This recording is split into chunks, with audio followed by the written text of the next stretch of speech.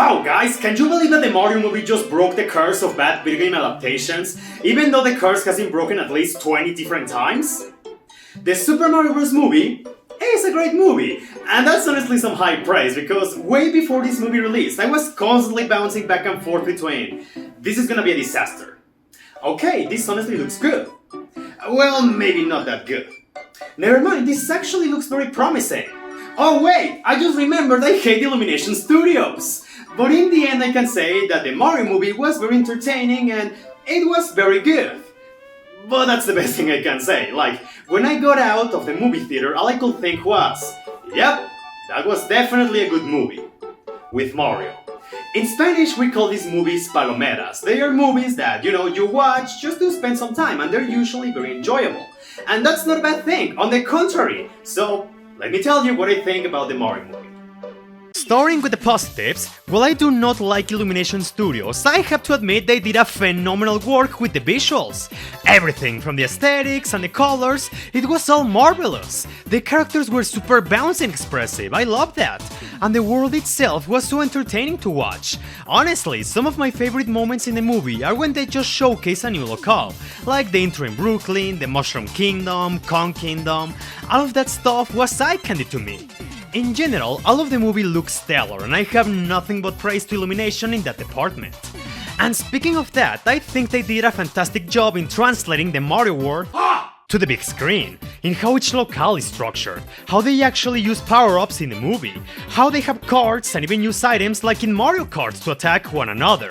Like, I don't think there was ever a single instance where I said, damn, where the hell did this come from? The characters were the most interesting bit about the movie, like, if you have played any Mario game in your life, you can already know what to expect, Like, Mario is the brave brother, Luigi is more cowardly with tons of opportunities to shine. I really like the dynamic between the brothers, it was always heartwarming to watch. But what I found most surprising is that they gave some characters more background. With the Mario brothers, you get to see their actual family or how they have some story with Spike from Greg and Crew.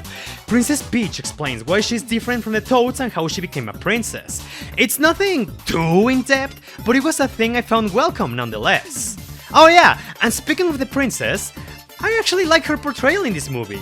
I've always liked the character in general, but I always appreciate when they go the extra mile to make her more involved with what is going on, like with the good Paper Mario games or Super Princess Peach. So yeah, that was a thing I really liked, and I hope that this convinces Nintendo to stop being cowards and give us a sequel to Super Princess Peach! That game is amazing! But easily, the best part about the movie was Bowser! I don't care about celebrities, but when I found out he was gonna be voiced by Jack Black, he was the only character to make me say, okay, this one is guaranteed to be amazing no matter what. And of course that's exactly what happened. He was the star every time he was on screen, and you can tell how much fun Jack Black was having with this role, which is something I always respect from any voice actor. And I wanna say the voice acting in general was pretty good, honestly. I was planning to watch this movie with the Latin American dub, but due to a funny coincidence I was able to get tickets for the English version. And it wasn't as bad as I thought it would be. Make no mistake, it wasn't anything stellar. But Chris Pratt wasn't a disaster. I want to say I enjoyed his performance most of the time. Man, I spent hours of my life stomping Koopas. And almost everyone else did a pretty good job too. But easily, the stars of the show were Jack Black and Charlie Day. They get nothing but my respects. I think the only character I was sort of mixed on was Donkey Kong, and it mostly has to do with me not being a Seth Rogen fan. But his performance as Donkey Kong was just him, and that's not exactly a good thing. The moment I first heard his I could tell how little he cared about his role. And it also didn't help that, in general, I'm not a big fan of Donkey Kong's portrayal in the movie. So in this movie, Donkey Kong is more of a muscle guy, show-off with a heart of gold. And there's potential there, that's a character trait that I like. But they kind of forgot about the heart of gold part. It's so bizarre. I mean, I didn't hate Donkey Kong. He honestly had some very good moments. But it never reached the point where that made me say, oh yeah, this is why I really like Donkey Kong. For example, without spoiling too much, there's this scene where Mario and Donkey Kong are separated from the main group, and as you will expect, they have to work together to escape from their predicament. They kinda wanna make this a heart-to-heart moment, they're about to do it, but then it just ends up with Donkey Kong being a dick, and it's like... okay? Haha, I guess? And I think that's an issue with the movie, and one of the main reasons I don't like Illumination Studios in general. There's many times where this movie feels the need to throw jokes just for the sake of it. There are good jokes, but it tends to repeat the same jokes all the time. Here's the Toads talking about how adorable they are. Here's Mario getting physically hurt for the 50th consecutive time. Have another shot of him saying Mamma Mia in slow motion. Like, none of them piss me off, but it's something I noticed. However, there was one instance where I just genuinely couldn't stand the movie, and this is mostly a me thing, but I fucking hated the Blue Luma character. I just don't find it funny at all. I don't see the appeal in cute character who says dark, messed up stuff. I find it so predictable, so overused, and it's just not funny. I don't think it's hilarious.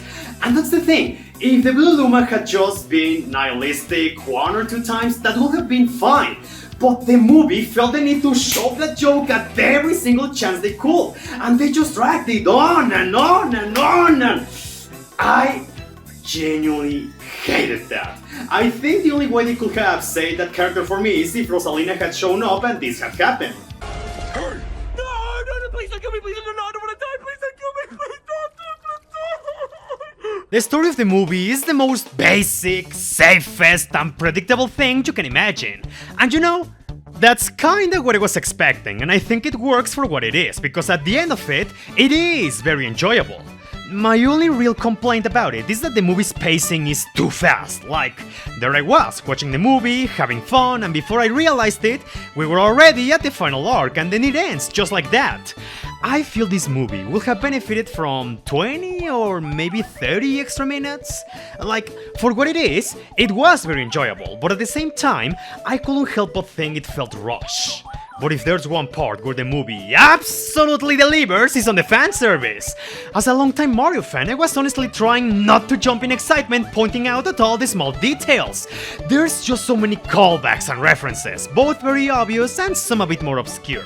But nonetheless, it was pure joy trying to identify them all. From background elements, references to other games, the different power-ups, some background characters, and even the music. Oh! When I heard bits from Mario Galaxy, God, I wanted to go as apeshit as I go during my Nintendo Direct reacts.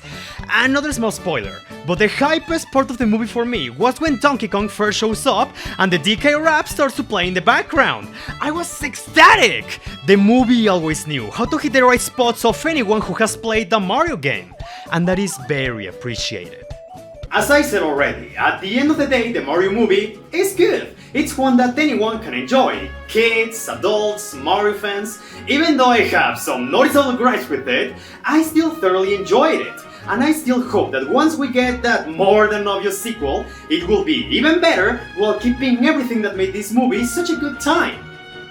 Too bad it still won't be better than the Sonic 2 movie. I'm sorry, I don't make the rules. Sega does what Illuminate don't. Yeah!